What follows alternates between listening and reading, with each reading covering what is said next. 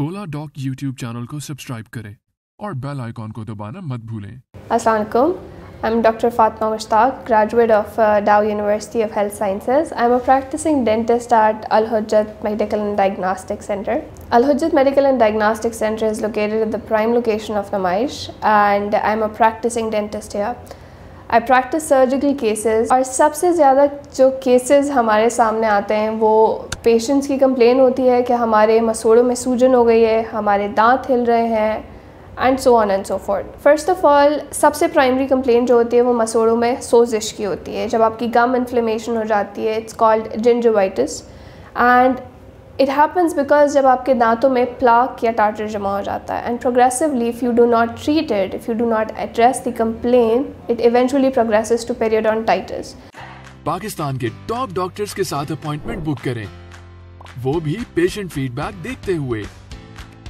लाखों लोगों की तरह पाकिस्तान के सबसे बड़े डॉक्टर नेटवर्क का फायदा उठाएं और आज ही ओला डॉक ऐप डाउनलोड करें। ओला डॉक, डॉक्टर का अपॉइंटमेंट आसानी से, जिसमें बहुत चांसेस होते हैं कि आपकी बोन लॉस हो सकती है, आपका टूथ लूज़ हो सकता है and eventually you lose the tooth. So what I would suggest is refer to your primary dentist first and foremost.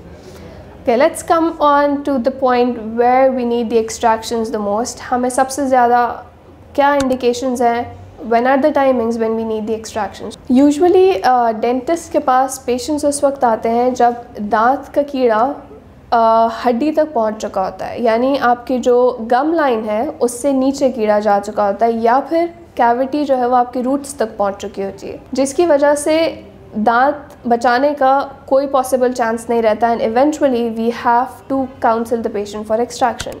Now extraction is a very simple procedure. Usually patients बहुत घबराते हैं इससे, लेकिन इसमें pen नहीं होता पेशेंट को, क्योंकि हम पेशेंट को सुन करके प्रोसीजर परफॉर्म करते हैं। Now it's called a local anaesthesia, यानी हम जो प्रोसीजर जिस दांत पे प्रोसीजर होना है उसे एनेस्थेटाइज करते हैं एंड देन सिंपल एक्सट्रैक्शंस होती है using the normal procedure and the protocols.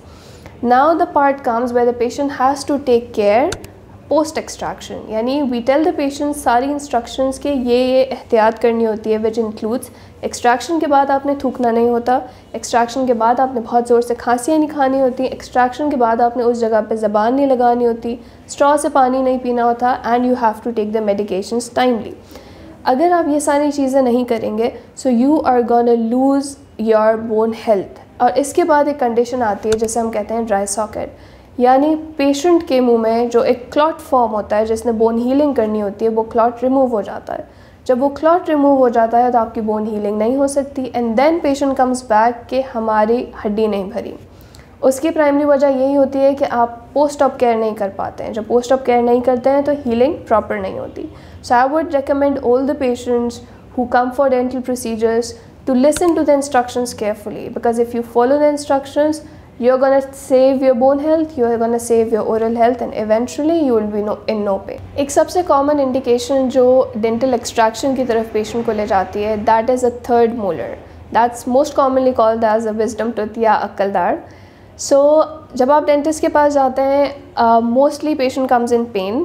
Complain यही होती है या तो हमें सूजन हो रही है, स्वेलिंग हो रही है इस हिस्से पे, या बहुत ज़्यादा दर्द हो रहा है।